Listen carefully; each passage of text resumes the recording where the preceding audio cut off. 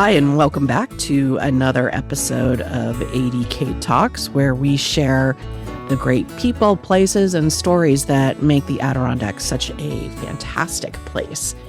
You know, there are few sounds more iconic in the Adirondacks than the call of a loon. Echoing across a quiet lake, usually at the exact moment you realize you don't want to be anywhere else. But that moment and that stillness and that sound is more fragile than most people realize. Today, we're talking about the science, the stories, and the very real challenges behind protecting loons in the Adirondacks, including one issue that's making waves, literally. Joining us again is Denise Silfee from the Adirondack Center for Loon Conservation, and for the first time, their new Senior Director of Science and Conservation, Dr. Lizz Schuyler. Welcome to the podcast. Thank you. Thank you for having us. You know, we're excited to have you guys back to talk about what makes loons so fascinating, what it actually takes to protect them, and how our everyday choices, things we may not even realize, from what's in your tackle box to how your boat moves across the water, can really have, no pun intended, a ripple effect. So with that, Denise, I'm going to just start with you since you're an old-timer, three-timer on the podcast. I know. This is the most celebrity status I've ever had. Well, it's great. I'm sorry we're not like Saturday Night Live. We don't have special robes for people to wear. No special smoking jackets. Yeah, but we'll work on that in the future, and you'll be the first one to get one. We'll get you a T-shirt. Exactly. Can you give our listeners just a quick refresher on what the Adirondack Center for Loon Conservation does? Sure. So we are a small wildlife conservation nonprofit. We are focused on the common loons that nest and breed in the Adirondacks during the summer months. Our mission is to inspire people to care about loons for their intrinsic value to Adirondack ecosystems and for their role as environmental sentinels and what they can teach us about the health of these ecosystems. That's great. And I want to get into that in a little bit in this episode, too, because I find it really fascinating. Lizz, you're relatively new to ACLC, so welcome. Tell us about your role. What does the Senior Director of Science and Conservation do? Yeah. Well, thank you for having me.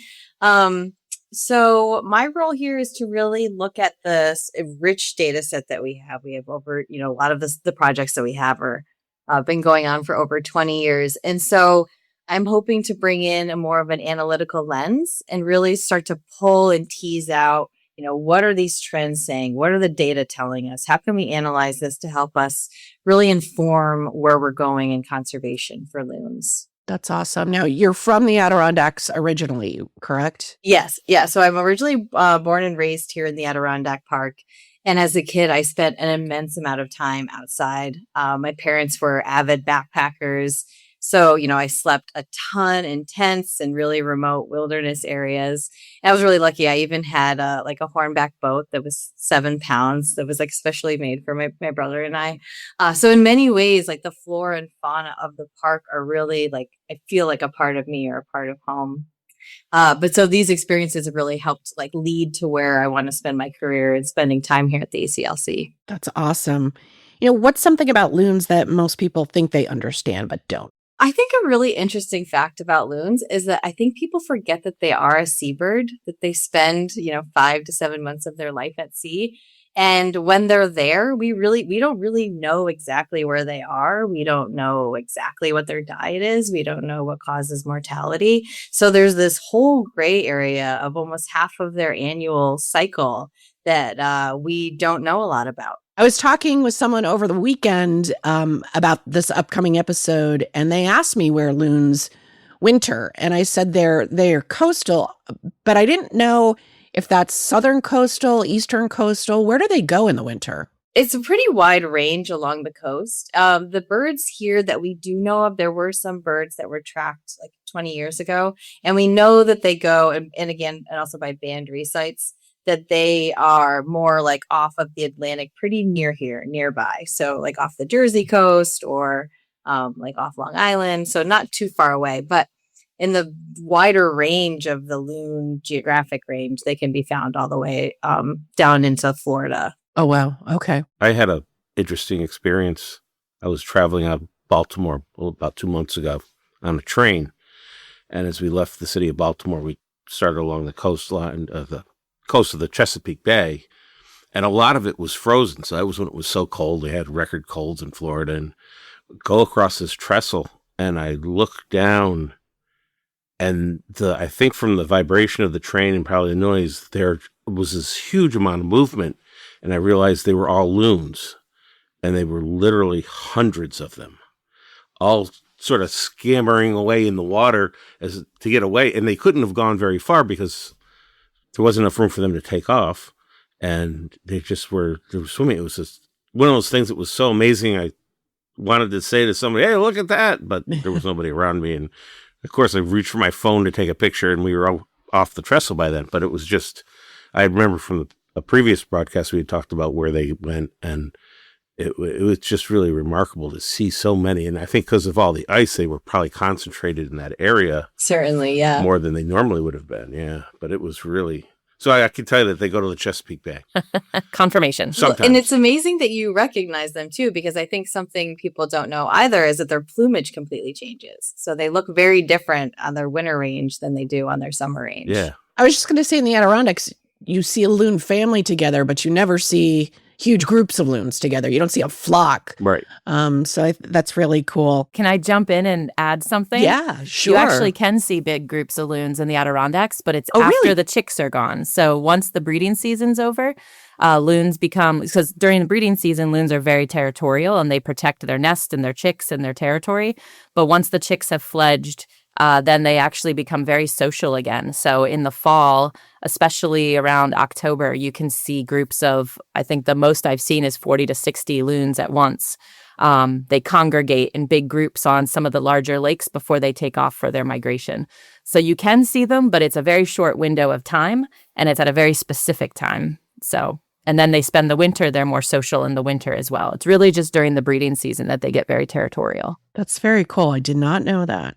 You know, Denise, you said something at the start of this about loons being an indicator species. What does that really mean? Tell us more about that. Loons they're environmental sentinels or biological indicators, which means that basically by studying loons, we can learn about the health of the ecosystem. So for loons specifically, we study loons to measure the presence of environmental pollutants like mercury. That's the big one that our research is based on.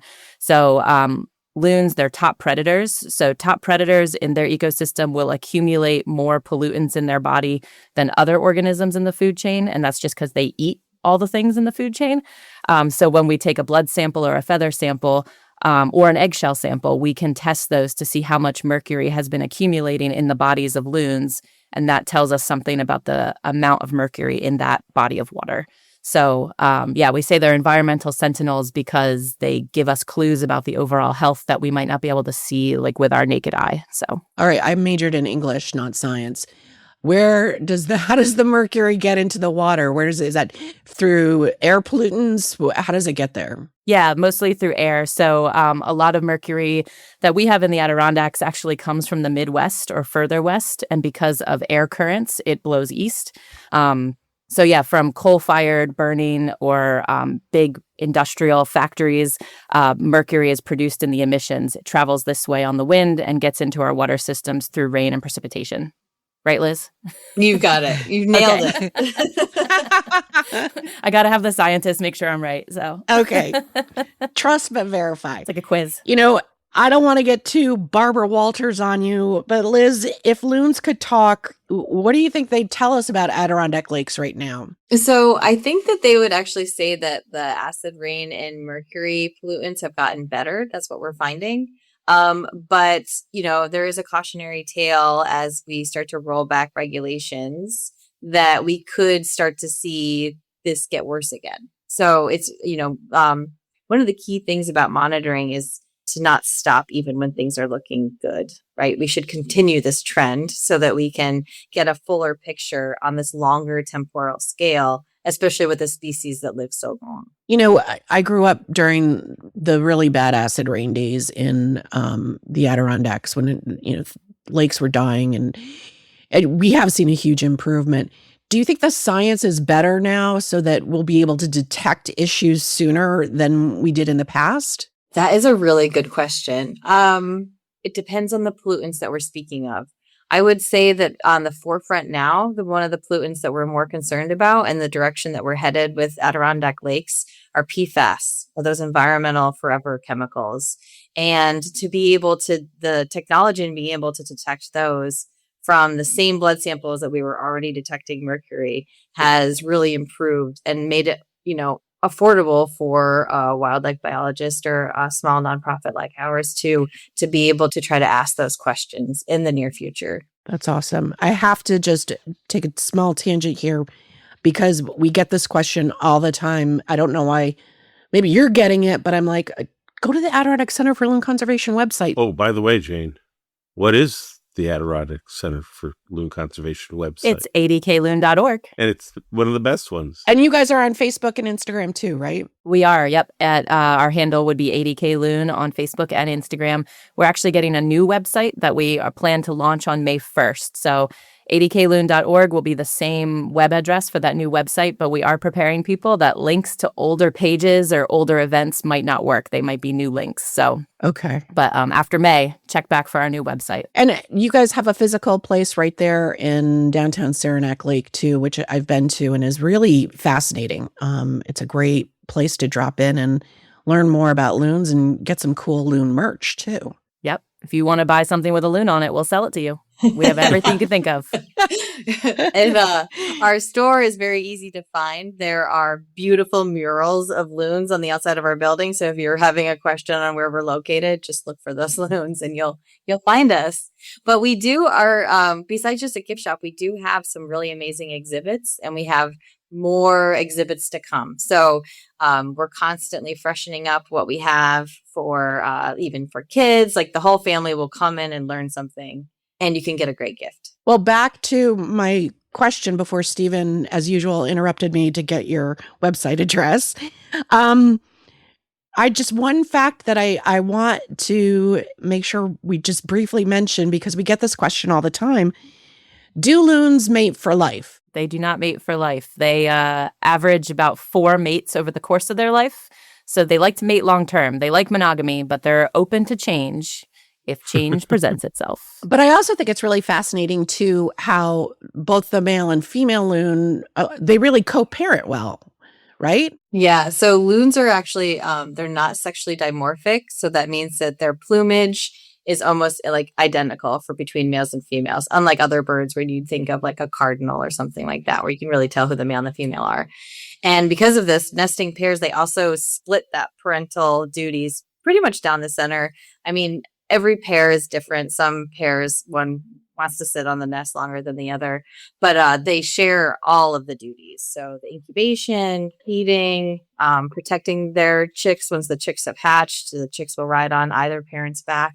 So often one of the biggest mistakes is I think that people will be like, oh, well, we saw the mom on the nest. Well, we don't know. It was a parent of one of the chicks, but we're not sure which one. All right. So we know that people love loons. Let's talk about, though, what goes into protecting them. You've talked about monitoring lakes and the health of lakes. You mentioned earlier about banding birds. What does that look like? So I have not been through a loon banding session, but I can tell you that why we band them is so that we are able to identify these individual birds. We know where lakes are returning to. Maybe somebody would be able to recite that band on the ocean, on their winter range, but it helps us be able to see who are their pairs, what's their nesting success, what territories are they returning to. But Denise has actually been in a banding event. So you take it, Denise. Yeah, I can describe what it looks like. We have Loon Banding Week every summer. We also band loons anytime we rescue a loon or come into contact with a loon. If it's not banded, our researchers will band it. But during Loon Banding Week, it's 1 week set aside in the summer, coincides with the full moon so that we can see, because our researchers go out all night long to band. And nighttime is the best time to capture a loon because they can't see you coming quite as easily. So loons are very visual. They have great eyesight.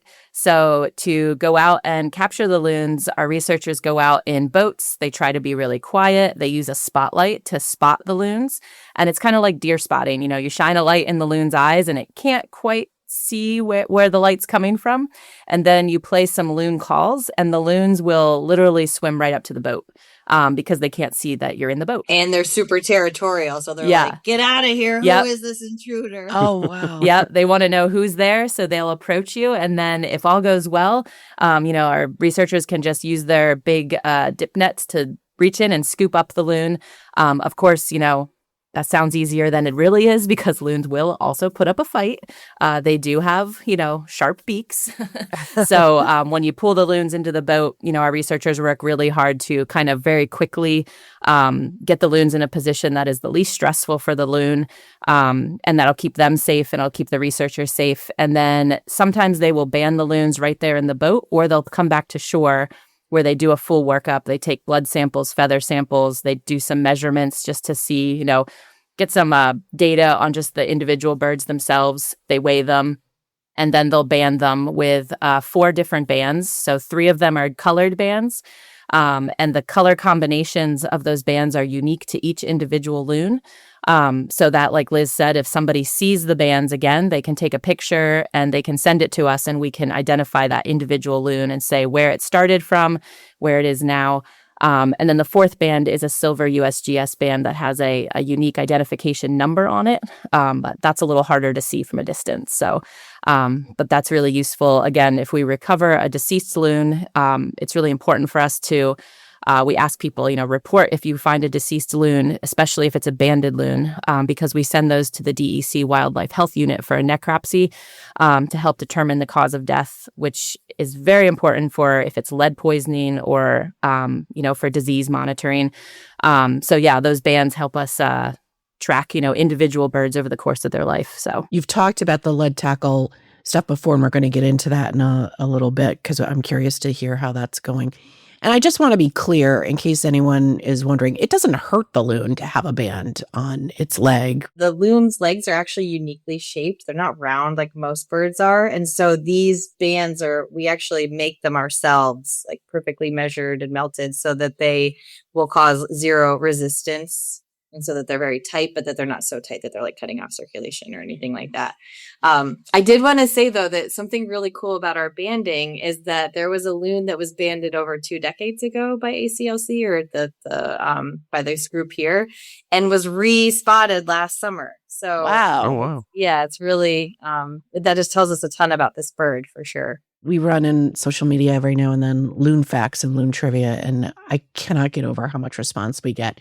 What is the average lifespan of a loon? Because they're long-lived, if I remember correctly. Yeah, we say 25 to 30 years, but we have, I think, a banded loon in our database that's at least 33 years old. And they're known, I'm sure there's something on the other end of that spectrum. I don't know, Denise, do you know like the longest lived loon fact? Yeah, we know that they can live to be 40. Wow. But I think we say an average lifespan is 25 to 30 because, there's lots of pressures. So the odds of making it to 40, it's not a given. But, we know that there are banded loons in Minnesota and Wisconsin and Michigan, I believe, for sure. I think the oldest banded loon is currently in Michigan. And I think that bird is 42. But I'd have to check that. What's something that you've seen up close that most people never will? I can speak because when it comes to loons, Lizz just started. So she hasn't been here during loon season yet. So she'll get all kinds of things that she can talk to you about the next time you have us on. But I think one of the most interesting things that I've had a chance to see is it's a little gruesome, but going to the necropsy lab, because one of the programs that I work on is our program about addressing lead fishing tackle and how lead poisoning from lead fishing tackle is a leading cause of death of common loons. So going down to the necropsy lab and getting to observe them necropsy, the first time I went, they necropsied 4 loons and, 2 of them were confirmed to have died of lead poisoning. So, when at the necropsy lab, they open up the birds, they look at their body condition, under the skin, and birds that have died of lead poisoning are really, their body condition looks different. They're emaciated. You can tell that they've been starving for the last week or 2 of their life. And then when they open up the loon's gizzard, a lot of times you can find the tackle in the gizzard still. That is the cause of the poisoning. That is why lead poisoning is so dangerous for loons and other birds, is because birds have a gizzard. So everything they swallow goes to that gizzard, and it helps to digest, bones and teeth. Birds swallow their prey whole, so they don't chew. So the gizzard kind of mashes it up for them. And because of that, it's so powerful that it can grind down stones and it can grind down metal tackle.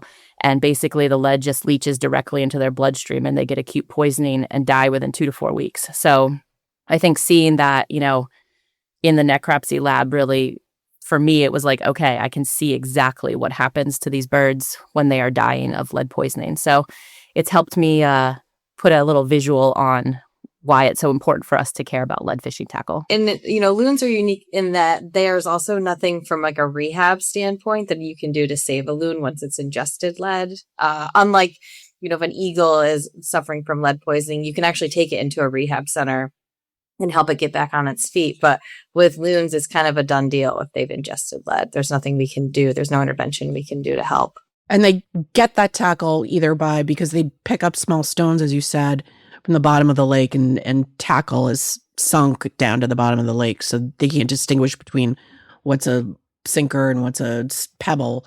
But also they're eating fish that has the lead tackle embedded in the fish, because the fisher person is caught and released, which is great. But if the tackle's still inside the fish, that's no bueno if it's lead tackle. Yeah, the primary source of the lead loons that we find from the necropsy, it's the jig head hooks, which they're swallowing because they're still attached to the fish, because the fish either broke the line or, there's lots of ways. I think I've said before on the podcast that when I was a kid, I was taught that if a fish swallows the tackle, that you just cut the line and let the fish go, because if you try to pull the tackle out, you're going to kill the fish.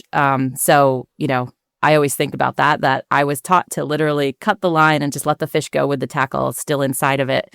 But when a loon eats that fish, then it is swallowing anything that's inside the fish. So that's the one we're most worried about, is the hooks that are attached to fish. And I just want to briefly mention, we've talked about this before too.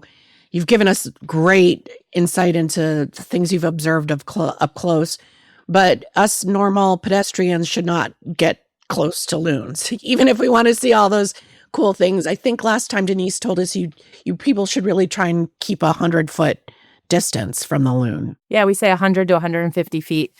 Basically, if your presence is changing any animal's behavior, then you're too close. So that distance varies depending on the animal.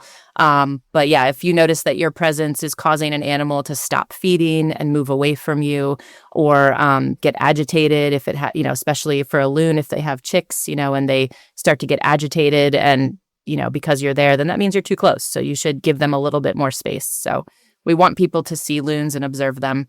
We want people to watch all wildlife and observe them, but we also want to make sure we're doing it responsibly for the wildlife too. Yeah. And look, if you want to get a great picture of a loon, the zoom on your mobile phone and cameras is much more advanced than it's ever been, and you can get a great picture from far away. Stephen, in fact, is our family photographer and has actually captured some incredible pictures of loons from a safe distance. So, well, let's talk a little bit, though, about something that's getting more attention, and that's the impact of wake boats on loon nesting. So let's just define what wake boats are. Wake boats are a very specific kind of boat. They're not, all boats create a wake, but wake boats specifically are, they're specialized inboard power boats that are designed to generate large waves. So those waves can be, up to 4 feet tall, and they're designed to generate waves specifically for wave sports, like wake surfing.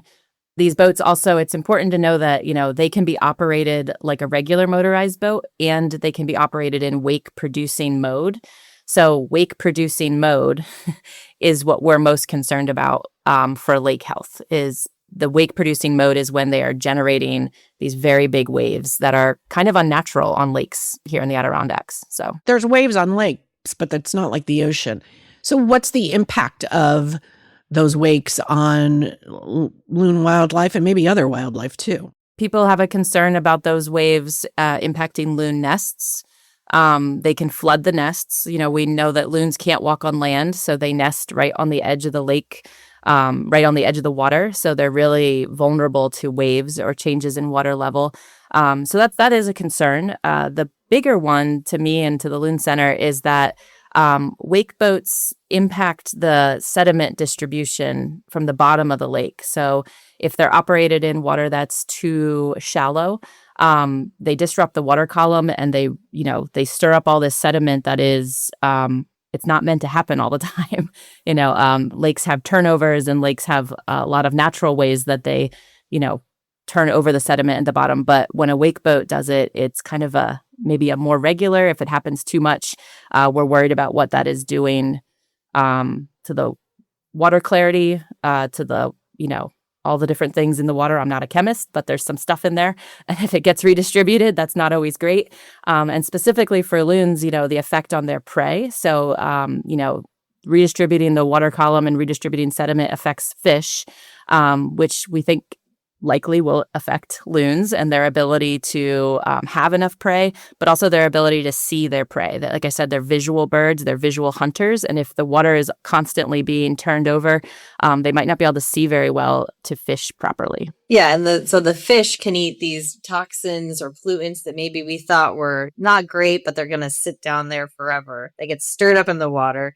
The fish then ingest those, and it's called bioaccumulation. So then the loons eat these polluted fish, and so it kind of re-enters in the sedimentation where we thought things could go to hide and stay down there for in like safe measures are now all of a sudden back right into the food web again. Is this something that is been a concern recently, or is it something that has just been, because I haven't really heard about it before till kind of the last year when I've seen it in some of your Loon Zooms and workshops. What are we seeing now on Adirondack lakes that is causing all of us to be concerned? It's a big issue that is a little contentious. Of course, it's been a big issue in other states like Vermont and Wisconsin and Minnesota. And basically, it came to the Loon Center's attention because some of the participants in our loon-friendly lakes stewardship programs, they were just coming to us and saying, hey, we've seen these different boats. They seem to be operating differently. Some people, didn't know what they were, and they wanted to know if this is a problem because they're seeing, it affect property on the edge of the lakes. Some of these big waves, if the boats are operated too close to shore, can damage property, can cause shoreline erosion. People were worried about the loon nests. So we were getting just questions from some of our community members, and that's what really made us start looking more into it.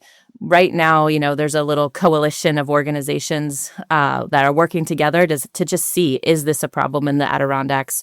And one of the things we're trying to do, the Loon Center is trying to do, is we have a new community science research initiative that we're going to roll out this summer. So if community members want to help us, count boats and kind of determine, where are wake boats? Are there a lot of them out there? Which lakes are they operating on? That's kind of the first step, is we're just gathering more information. There's tons of research from other states about the impacts of wake boats. Specifically, Wisconsin has a lot of research about the impacts. So we know that they can be detrimental to lakes depending on how they're operated and the size of the lake. But we're still kind of figuring out how they're impacting Adirondack lakes. That sort of brings me, we're not trying to blame and shame here. Do you have guidelines now of, like, if you want to operate one of those boats, about it, you sort of mentioned this a few minutes ago, Denise, is there a size of lake or there guidance on how far you should be from shore if you're going to operate that? Like, we're on a small lake. There's some doofus on our lake who's got like a cigarette boat that he drives. It takes him like 2 seconds to go up and down the lake and back. I don't understand what the joy is in that. But, does size matter? If you're on Lake George and you're going down the middle of Lake George, I don't even know if there are loons on Lake George, but I don't see how you are maybe, if that's having an adverse effect because Lake George is deep and wide. Any guidance there or thoughts, at least? Yes, there are some recommendations that this Wake Boat Coalition that I mentioned that we've been suggesting. I think really importantly on this coalition is the Paul Smith College Adirondack Watershed Institute, Adirondack Lakes Alliance, the Adirondack Council, Protect the Adirondacks. and the Upper Saranac Foundation. So these are organizations that bring a lot of different perspectives on the issue. And based on the review of the research, what we're recommending right now is that wake boats operate on lakes that have a minimum of 60 acres, 60 contiguous acres, that they stay 1,000 feet from shore, and that they operate where there's 30 feet of depth to do the least amount or no damage to the lake itself. There's no way to enforce that. It's just a suggestion. And what we hope is that people choose to operate their wake boats, kind of close to those suggestions, again, just to minimize impacts for wildlife and for other people as well. So that's where we're at, is just kind of offering a suggestion based on the research. We're collecting more information, collecting more data. We're talking to people, kind of seeing how everybody feels. And we're trying to work with wake boat owners as well, just to provide some guidance on the best use and the best way to operate the boats in wake producing mode. And it's really about the wildlife, right? It's not just about the loons. It's like if you're catching fish and you're going to eat that trout, if it's ingesting sediment and stuff that it's not supposed to be ingesting, that could impact you. So it's really about the entire ecosystem. Yeah. And again, I'm the communications person, but, but I think the big concern with the ability of these boats to stir up the sediment and redistribute it is, it's releasing stored pollutants that are being stored in the sediment in the bottoms of the lake. So reintroducing that back into the water, and also potentially contributing to browning of lakes, and potentially increasing the possibility for algal blooms and for harmful algal blooms to happen. So, there's lots of things that, we're concerned about with just water quality. So I would say that's the big one. And, loons are a part of that story, but the big one is just overall water quality for everybody. Yeah, I would think it'd also be problematic for canoers, kayakers, paddleboarders. Yeah, there's stories of people getting swamped by the waves and getting, flipped. And, if you're out on a lake, you kind of expect that maybe it's going to be flat water, unless there's a wind, unless the wind is kicking up waves. So to have an artificial wave suddenly, swamp your boat. There's people who are worried about the safety implications too. Yeah, shoreline erosion is another big one. The soil type here is very easy to be washed away. And so that's something else to consider. So in short, we're just talking about being responsible, right? We're not talking about trying to limit people's fun, but, just do it in a responsible way. So where do we stand with lead tackle today? So right now, one of the initiatives that we're doing is we're trying to do a cause-specific mortality analysis with the birds that we know what they've died from.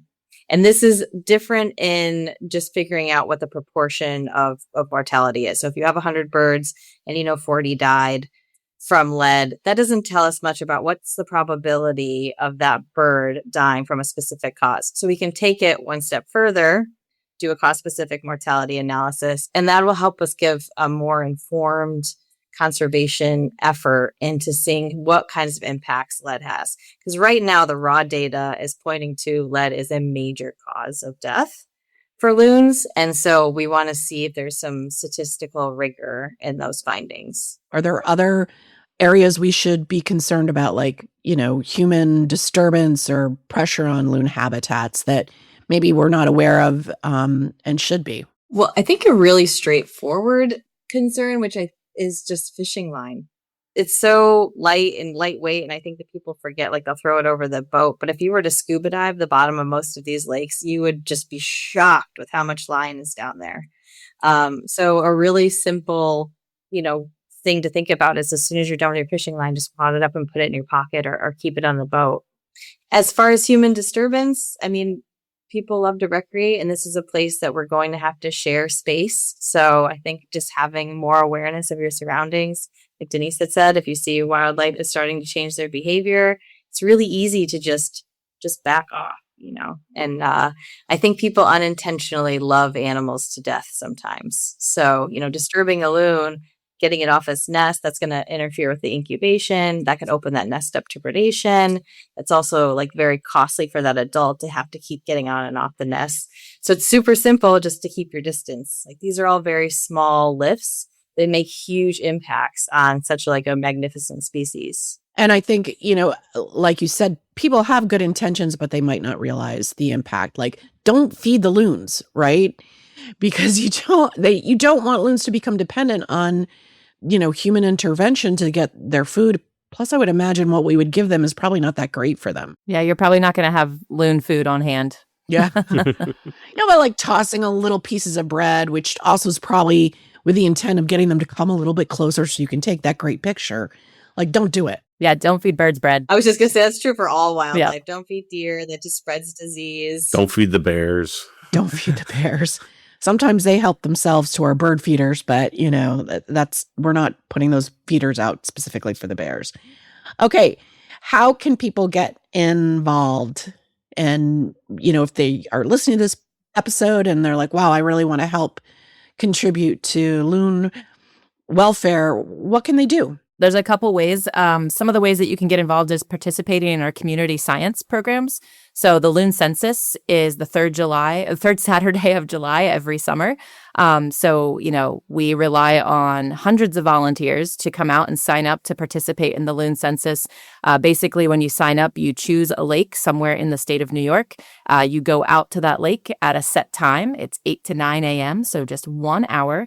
You go out and you count loons. And if you count how many loons you see, sometimes we have some other things that we ask people to look for. If you count 0 loons, that's great. That's actually really important for us to know. So, you don't have to go to a lake where there's loons. We just want to know, are there loons out there? And that information really helps us get a snapshot of the total population of loons in the Adirondacks or in New York State every year. So that's one way you can participate is go to our website. On our new website, there will be a link right on the homepage for you to go to the census page and sign up. The census sign-ups start on May 1st, which is also when our website launches. So if all things go well, you can go see our new site and sign up on the same day. And can you do the census from the shore, or do you need to be on a boat in the middle? You can do it from the shore. It really depends on the lake. But, for larger lakes, it's helpful to go out on a boat. But we have lots of small ponds and lakes that it's perfectly fine to do the census from the shore with a pair of binoculars. And we have all kinds of information about that on the website as well to help you decide, where should I go? What am I capable of doing?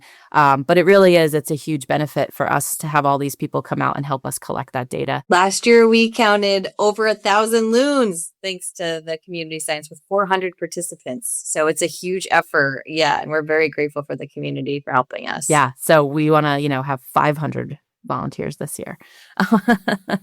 Thanks, Liz. We don't normally think of loons as an Adirondack bird, but are they in the Finger Lakes as well? Is there a certain altitude or elevation that the lakes are at that loons prefer? They're generally associated with more like boreal forests for their breeding range, but we do have birds that are on the St. Lawrence Seaway, and we have detections outside the park. I believe we even have 1 or 2 detections or observed birds in the Finger Lakes, but it's rare. Historically, that's how it's been observed too. So it's not necessarily tied with development like you would think. It really, I think, has to do with the ecosystems themselves. What about volunteer opportunities beyond the census? So most of our volunteer opportunities are these community science participation events. So the census is a big one, and the other one is a new one this summer, which is the boat monitoring program. So that is for community members if you live near a lake and want to help us collect information about what types of boats and what types of boat activity you see on that lake. You can contact us. We are in the process of setting a date for a little online training for how people can collect that data. But this is a brand new study, and it's a community science study, so it's really designed for the community members to help us gather that data. And those really are the 2 big ways that people can get involved with us. People can also sign up for a guided paddle. This is a way for you to go out on the lake with a ACLC staff member and learn about loons while you're watching loons from the water, which is a really cool experience. So it's basically, you're getting all this information about loons while you're getting to watch them in their natural habitat. So those are some big ways. We have tons of events coming up this summer. We always have a lot of events. Some of the big ones is we are working with the Northern New York Audubon Society to kick off the Great Adirondack Birding Celebration, which is happening on May 29th to the 31st. I hope I got those dates right. There might be a Monday in there too. So on the Thursday before the Great Adirondack Birding Celebration, Northern New York Audubon is sponsoring a guided paddle with the Loon Center. So again, going out on the water to learn about loons. And then that evening, we're having a bird nerd trivia night. So it's bird themed or bird adjacent. You know, we want people to come out even if you're not a bird expert. We'll make sure that there's questions that are get you thinking and that you can answer. But yeah, we're having a bird nerd trivia night at the Hotel Saranac on May 28th at 6 p.m. So you can paddle in the morning and bird nerd trivia in the evening. And again, all the proceeds from those events go directly to the Loon Center. And it's a kickoff event for the Great Adirondack Birding Celebration. That's awesome. And again, adkloon.org, all this information will be there. I actually just took a note to make sure we get these events on our calendar too on adktaste.com. So that's amazing. You know, I have to share this. And Denise, I think we talked about this maybe over email, but one of our avid listeners, Gina, hey Gina, hope you're having a good day, sponsored 2 loons through the ACLC, and she named them Jane and Steve, which we were extremely flattered by. And just to be clear, it's sponsoring, it's not adopting. You're not getting a loon in your home. But can you talk about the loon sponsorship program? Because I thought it's kind of neat. It makes a great gift, I think, too. Yeah, so we have a sponsor a loon program where you can sponsor a banded loon. So this is a loon that we have banded and that we have been observing, and we can give you information about this specific loon. We currently have 2 levels of sponsorship. There's a $50 and $150 sponsorship level. And when you do sponsor a loon, you get a little packet with a photograph of your loon, with fact sheets about your loon, and other information. And yeah, we're really happy when people sponsor a loon so that we can tell you about these banded loons that, you know, are really the crux of our research. And also just, you know, it really helps the Loon Center. We're a small nonprofit, so donations and sponsorships and partnerships are how we fund all of the research and all the work we do. That's so much fun. That's great. Another way you can get involved is we have a brand new program this year to support our lead tackle initiatives. It is called the Tackle Box Ambassador Program. So we used to do a lead tackle buyback program where people could turn in lead at tackle shops, and we would give you a voucher to get lead-free tackle. We're kind of phasing that out just because we're seeing that it's not as successful as we want it to be. So instead this year, we have the Tackle Box Ambassador Program where we are training volunteers in communities throughout the Adirondacks to be tackle box ambassadors, which means that they will be trained to understand, you know, the whole issue with lead, how lead impacts both human health and loon health and wildlife health. And they will be able to offer tackle box inventories to anglers in their small communities. So if someone brings a tackle box to a tackle box inventory event, our ambassadors will go through the tackle box with the angler and help identify different types of tackle, help talk about, you know, which tackle is likely to contain lead or which tackle definitely is made of lead. And we'll be able to collect that lead tackle and then hand out a few samples of lead-free tackle for the person to take with them, and we'll give them a voucher as well.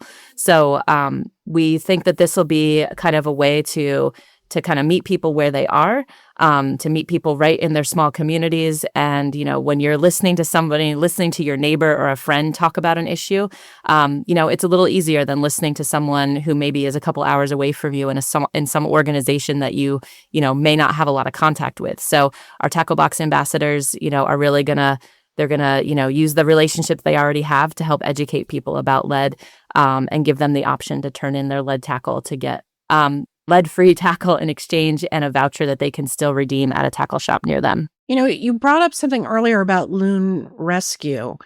Liz, what's that all about? Why is it important? Yeah. So besides the fact that rescuing an individual, either injured or distressed loon, like makes us feel good. And we love seeing that, right? Like it feels like one victory.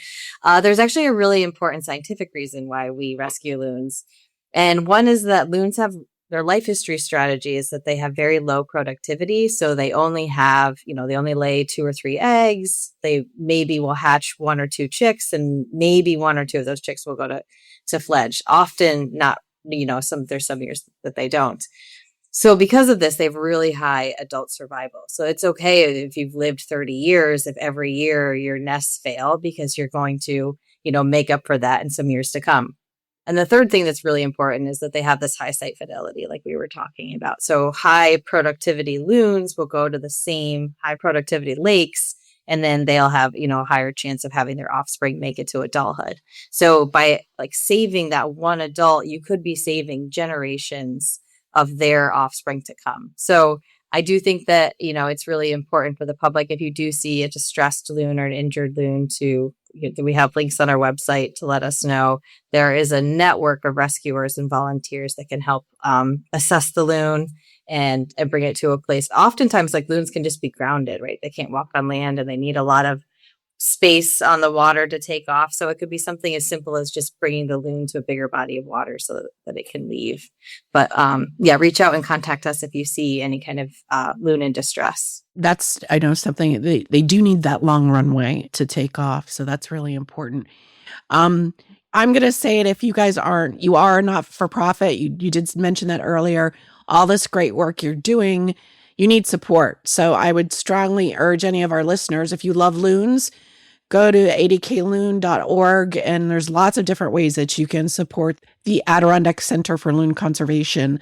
So I'll do the shameless plug for you. This has been such a great conversation. It always is fascinating, and I learned something new every time. But before we release you out into the wild, we always like to ask our guests, what their favorite hidden gem is in the Adirondacks. And it can be anything. It can be a cultural institution. It can be a paddle. It can be a great restaurant, a trail, a ski place. It's up to you. But you can't say the Adirondack Center for Loon Conservation. Darn. Okay, Liz, since you're new to the pod, let's hear from you. My favorite place to find some peace and quiet is actually the Paul Smith's Library. I don't know if people know that it's actually open to the public, but the architecture is absolutely gorgeous, and you're facing this magnificent lake, and you could even hear a loon in there. So I think that maybe that's a space that's overlooked. You can hike the Vic nearby, but that's probably one of my favorite places to go any time of year. Yeah, we've had them on the podcast a few months ago, and we've talked about the Visitor Interpretive Center at Paul Smith.